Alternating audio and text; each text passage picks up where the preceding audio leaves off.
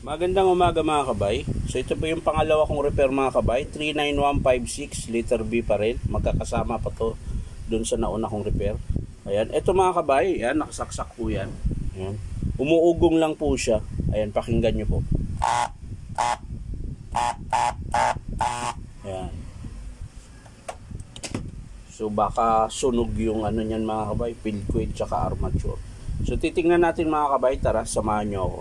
So yan mga kabay, nakalas ko na po yung mga screw. So bubuksan na po natin mga kabay. Ayan. So parang field coil pa rin to mga kabay. Pakalasin natin mga kabay para kitang kita nyo. Ayan.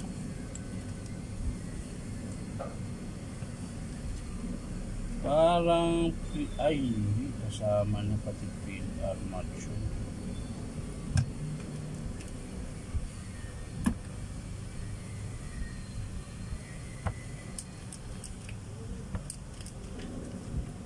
So yan mga kabay, papakita ko sa inyo na malapitan kung ano yung sira.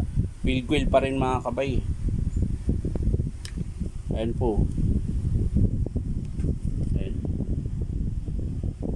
Ganun din po ang nangyari mga kabay, pumutok din po. Ayan, dumikit sa bakal. Ayan. Siguro sa sobrang init ito mga kabay, tuloy-tuloy na ginamit, walang pahinga. Kaya naggaganyan. Pero yung armature niya mga kabay, pwede pa po. Ayan, wala pa po siyang sunog. Ayan.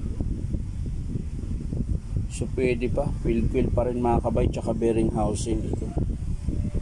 Ito yung papalitan.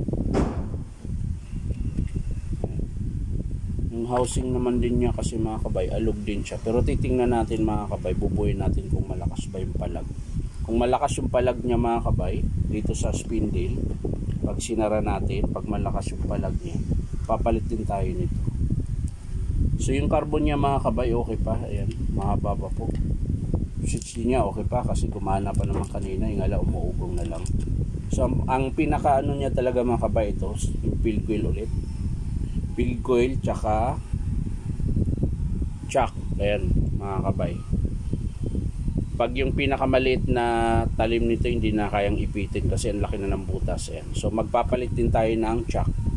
So yan lang mga kabay, hindi ko na ipapakita kung paano buuin. Papakita ko na lang sa inyo mga kabay kapag in-approve ng customer. So ulitin ko mga kabay, papalit tayo ng field coil, chuck, tapos yung bearing housing. Carbon niya okay pa, switch okay pa po. Yung armature niya okay pa din. So yan lang po mga kabay. So yan lang mga kabay. Maraming salamat sa panonood at palike and share na rin po. At syempre, pakipindot nyo po ang notification bell po natin para lagi kayong updated sa lahat po ng aking ipopost na mga video. So yan lang mga kabay. Maraming salamat. Syempre, pasubscribe nyo rin po itong aking YouTube channel. So maraming salamat. Bye bye.